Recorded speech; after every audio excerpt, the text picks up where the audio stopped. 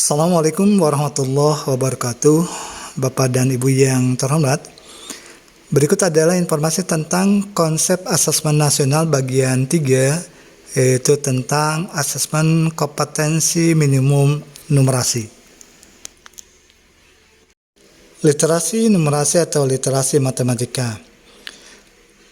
Definisi numerasi dalam asesmen kompetensi minimum yaitu memiliki pengetahuan dasar matematika, menerapkan konsep matematika untuk menyelesaikan masalah rutin, bernalar dengan matematika untuk menyelesaikan masalah non-rutin, dan menggunakan kemampuan bernalar numerasi sebagai warga yang kontributif.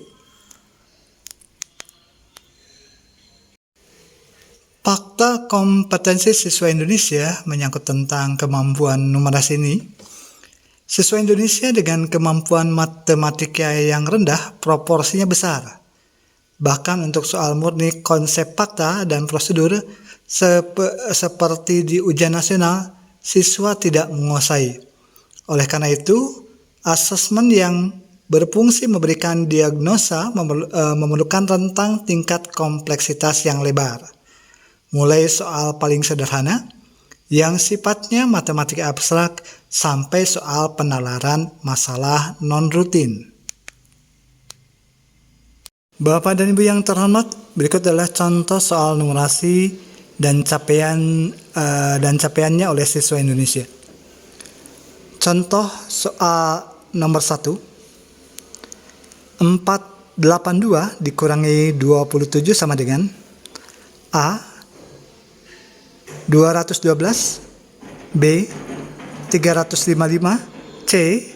455, dan D. 465. Ya, Bapak dan Ibu, menurut Bapak dan Ibu jawabannya yang mana? Apakah A, B, C, atau D? Nah, jawaban yang diberikan oleh siswa Indonesia dengan pilihan A itu ada 13,2%, dengan pilihan D ada 35%. Dan capaiannya ini hanya 56,5%. Oke Bapak dan Ibu, contoh soal kedua. Citra menanam 72 pohon bunga. Katrina menanam 38 pohon bunga. Berapa banyak pohon bunga yang mereka tanam semuanya? Oke Bapak dan Ibu, kira-kira jawabannya berapa bunga? Iya, capaian siswa Indonesianya ini 74,1%. Berapa Bapak dan Ibu jawabannya? Oke Bapak dan Ibu, contoh soal nomor 3. Ada 4 kartu. Kartu pertama itu berisi angka 2. Kartu kedua angka 3. Kartu ketiga angka 4. Dan kartu keempat angka 5.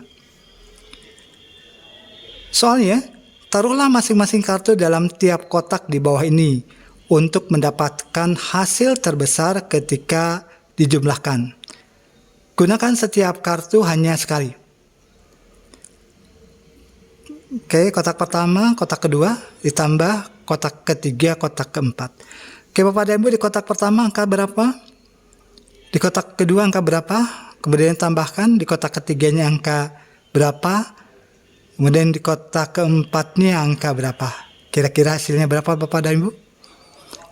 Apakah hasil itu hasil yang terbesar? Ya, Bapak dan Ibu, ternyata capaian siswa Indonesianya ini 9%. Contoh soal keempat. Pada hari Senin, Erna memiliki 20 ekor ayam. Pada hari Selasa, dia membeli 8 ekor ayam. Pada hari Rabu, dia menjual 10 ekor ayam. Apakah ayam yang dia miliki sekarang lebih banyak daripada hari Senin? Oke. Centang salah satu kotak berikut. Ya, kalau jawabannya ya, dicentang di kotak ya. Kalau jawabannya tidak, centang di kotak tidak. Namun kemudian berikan alasannya atau jelaskan alasannya. Oke Bapak dan Ibu, centangannya di mana? Apakah di kotak ya atau kotak tidak? Ya, alasannya apa Bu? Pak? Oke Bapak dan Ibu, ya, capaian siswa Indonesianya ini 39,2%. Berikut adalah contoh soal numerasi mematematikakan masalah. Soalnya, Rudi membeli 2 kotak kelereng di toko Ahmad. Setiap kotak berisi 10 kelereng. Ajis membeli 3 kotak kelereng pada toko yang sama. Manakah kalimat matematika yang menyatakan banyak kelereng Rudi dan Ajis? Manakah kalimat matematika yang menyatakan banyak kelereng Rudi dan Ajis? Apakah A, dalam kurung 2 kali 3 plus 10, atau B, dalam kurung 2 plus 10 kali dalam kurung 3 plus 10, atau C, dalam kurung 2 kali 10 kali 3, atau D, 2 kali 10 dalam kurung 2 kali 10 plus dalam kurung 3 kali 10. Bapak dan Ibu, yang mana jawabannya? Oh ya, alasannya apa Bapak dan Ibu? Oke, ya. Oke, berikut adalah contoh soal untuk mengejar standar PISA. Oke, judulnya pintu berputar. Suatu pintu berputar. Oke, Bapak dan Ibu, kita lanjut perhatikan contoh soal berikut. Oke, judulnya pintu berputar. Suatu pintu berputar mempunyai 3 daun pintu yang akan berputar dalam ruang berbentuk lingkaran bila didorong. Diameter ruang di dalam pintu adalah 2 meter atau 200 cm. Ketiga daun pintu membagi ruang ke dalam 3 area yang sama besar. Gambar di bawah ini menunjukkan 3 posisi pintu berbeda apabila dilihat dari atas pintu. Oke, ini Bapak dan Ibu, gambar pertamanya. Oke, gambar kedua, di situ menunjukkan pintu masuk dan pintu keluar. Kemudian yang ketiga, oke, gambarnya di situ, oke, menunjukkan daun pintunya Bapak dan Ibu. Oke, kemudian soalnya. Pintu dapat berputar 4 putaran penuh dalam 1 menit. Pintu dapat berputar 4 putaran penuh dalam 1 menit. Terdapat ruang untuk paling banyak 2 orang masing-masing ke 3 area pintu tersebut. Oke, saya ulangi. Pintu dapat berputar 4 putaran penuh dalam 1 menit. Terdapat ruang untuk paling banyak 2 orang di masing-masing ke 3 area pintu tersebut. Berapakah jumlah maksimum orang yang dapat memasuki gedung melalui pintu berputar ini dalam 30 menit? A. 60, B. 180, C. 240, D. 720. Oke, Bapak dan Ibu, yang mana jawabannya? Oke, ya, Bapak dan Ibu bisa menjelaskan alasannya mengapa option itu yang Bapak Ibu pilih? Oke, terima kasih Bapak dan Ibu. Berikut adalah contoh soal pengetahuan konsep, fakta, dan prosedur matematika. Pertanyaannya adalah, manakah di antara pernyataan berikut ini yang benar? A. 50% dari 60 lebih kecil daripada 30. B. 30% dari 90 lebih kecil daripada 30. C. 80% dari 200 lebih besar daripada 180. D. 3% dari 90 lebih besar daripada 3. Bapak dan Ibu, untuk yang untuk yang C, pernyataan yang C, ini 3 dari 10 siswa ini tidak dapat memahami konsep persentase. Contoh berikut adalah contoh soal mengaplikasikan konsep ke dalam masalah rutin dan familiar. Oke, contoh soalnya. Sebuah toko buku memberikan potongan harga sebesar 20% dari harga sebuah buku. Dengan pecahan, manakah harga dikurangi? A. 1/20, B. 1/5, C. 1/4, D. 1/2. Oke Bapak dan Ibu, mana jawabannya? Yang mana jawabannya? Apakah A, B, C, atau D? Oke, alasannya seperti apa Bapak dan Ibu? Oh ya, oke. Dan Bapak dan Ibu, informasinya dari siswa Indonesia yang menjawab soal ini hanya 34,2% siswa yang mampu menjawab soal ini. Dan Ibu, berikut adalah contoh soal bernalar dengan konsep untuk menyelesaikan masalah non-rutin. Bernalar dengan konsep untuk menyelesaikan masalah non-rutin. Menurut seorang ilmuwan yang bernama George Mendel, bahwa pewarisan sifat induk kepada keturunannya mengikuti pola tertentu yang kemudian disebut hukum Mendel.